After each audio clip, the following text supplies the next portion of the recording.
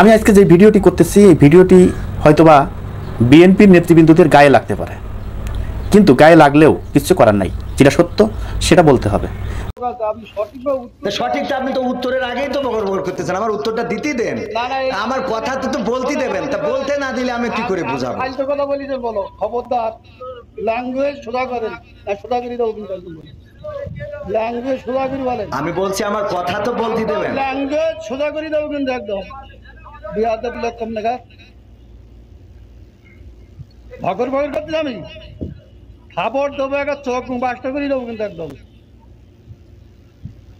আমি প্রশ্ন কথা বলতে কি, এই ভিডিওটা দেখার পর আমার কাছে মনে হয়েছে সেই 8 থেকে 9 মাস আগের সেই আওয়ামী লীগ সরকার ক্ষমতায় রয়েছে। আমি কেন বলছি এই কথাটি, আমি আগে কখনো দেখি নাই কোনো স্টেজে কোনো আলেম ওলামায়ের উপরে মানে খারাপ ভাষা, খারাপ কথা, তাকে অপমান করা, এই ধরনের কোনো কথাবার্তা কিন্তু আগে কখনোই কেউ দেখে নাই। আমি তো দূরের কথা, কেউ দেখে নাই। কারণ আলেম ওলামাদেরকে সবাই ভয় পেত যে তারা নবীর ওয়ারিস। বর্তমান সময় আওয়ামী লীগ সরকার দীর্ঘ 15 বছর টানা ভোট ছাড়া নির্বাচন করার পর তারা যেভাবে ক্ষমতায় বসেছিল, তাদের কাছে মনে হতো যে বাংলাদেশে আওয়ামী লীগ সরকারকে ক্ষমতাচ্যুত করার মতো কোনো লোক নাই। এই কারণে তারা সাধারণ মানুষকে তো পাত্তাই দিত না, এরপরে বিশেষ করে আলেম ওলামাদের উপরে বেশি অত্যাচার করত, বেশি জুলুম করত। আর এই আলেম ওলামাদেরকে জুলুম করার কারণে তারা কিন্তু ধ্বংস হয়ে গেছে। এখন বাংলাদেশে থাকার মতো অধিকার কিন্তু তারা পাচ্ছে না।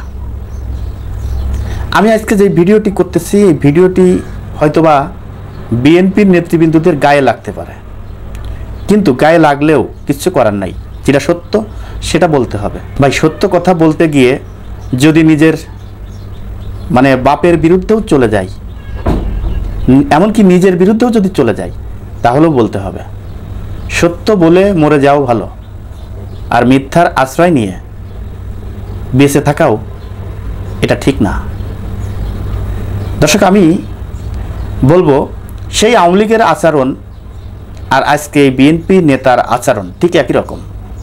এই আচরণটা আমরা কেন দেখব? বিএনপি কিন্তু এখন ক্ষমতায় নাই। বিএনপি ক্ষমতায় নাই, তারপরেও যদি এভাবে আচরণ করে, দেখেন তার বিরুদ্ধে কথা বলার মতো সাহসও কেউ কিন্তু পাচ্ছে না। তাহলে সে কত বড় মাপের লোক এবং কত প্রভাবশালী তিনি। এখন এই ধরনের প্রভাবশালী নেতারা যদি রাজনীতিবিদ হয়, তাহলে রাজনীতির অবস্থা কি হবে সামনে? এটা সে বিএনপির হোক, আর আওয়ামী লীগের হোক, আর জামাতি ইসলামের হোক, যার হোক না কেন, যে দলেরই হোক না কেন, এই ধরনের নেতারা যদি এই ধরনের আলেম ওলামাদেরকে অপমান করে, অপদস্থ করে, তখন এই মুসলমান হয়ে কিন্তু একটু গায়ে লাগে। প্রত্যেকটা লোকেরই গায়ে লাগার কথা। আরে ভাই, একজন আলেম ওলামাই যদি ভুল করে থাকে, তাকে ডেকে নিয়ে গোপনে আপনি তাকে বলতে পারেন যে এটা আপনার ভুল হয়েছে। কিন্তু তাই বলে প্রকাশ্য দিবালোকে একদম মানুষের সামনে স্টেজে এভাবে তাকে অপমান করা, এভাবে অকথ্য ভাষায় গালাগালি করা, এটা মোটেও ঠিক হয় নাই। এটা একদমই উচিত হয় নাই। আমি মনে করলাম, আমি ধরে নিলাম যে কবির বিন সামাদের এখানে ভুল হয়েছে, আমি মানলাম। তাই বলে সেই ভুলের মাসুল এভাবে তাকে ভোগ করতে হবে, এটা কিন্তু বিএনপি নেতাদের কাছ থেকে অন্তত আশা করি নাই। তো এখন যদি বিএনপি এই অবস্থা করে, ক্ষমতায় নাই, তার ক্ষমতায় আসলে বিএনপি কি করবে? এই ধরনের নেতাদের জন্য বিএনপির বদনাম হচ্ছে। আমি বিএনপির ঊর্ধ্বতম কর্মকর্তা যারা রয়েছে তাদেরকে দৃষ্টি আকর্ষণ করছি, আপনাদের ভিতরে এই ধরনের নেতাদের জন্য, যারা মানুষকে মূল্যায়ন করতে জানে না, যারা মানুষকে মানুষ মনে করে না, এই ধরনের নেতাদের জন্য আজকে বিএনপির বদনাম হচ্ছে, বিএনপির ক্ষতি হচ্ছে। আমি জানি না জনাব তারেক রহমান সাহেবের থেকেও কি বড় নেতা হয়ে গেছে এই ধরনের নেতারা। জনাব তারেক রহমানের বক্তব্য আর এই ধরনের নেতাদের ভাষ্য এবং বক্তব্য এবং চলাফেরা, কথাবার্তা এক করতে পারবেন, মিলাতে পারবেন? কখনোই পারবেন না। তাই আমি বলছি, এই ধরনের নেতাদের জন্য বিএনপির বদনাম হচ্ছে। যেহেতু সামনে একটা নির্বাচন হবে, এই নির্বাচনে জনগণ যাকে খুশি তাকে ক্ষমতায় বসাবে।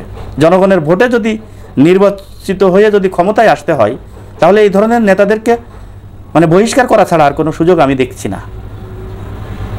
দর্শক, আপনাদের মতামত আপনারা কমেন্ট বক্সে জানাবেন। আর এই ভিডিওটি যদি ভালো লেগে থাকে তাহলে ভিডিওটি বেশি বেশি করে শেয়ার করবেন। আর যারা ইউটিউব থেকে দেখছেন তারা চ্যানেলটিকে সাবস্ক্রাইব করবেন, এবং ফেসবুক থেকে যারা দেখছেন তারা পেজটাকে ফলো করবেন। দর্শক, আজ এই পর্যন্তই। পরবর্তী ভিডিও দেখার অনুরোধ জানিয়ে এখানে বিদায় নিচ্ছি। আমি মোহাম্মদ মিতুল হোসেন। আসসালামু আলাইকুম ওয়া রাহমাতুল্লাহি ওয়া বারাকাতুহু।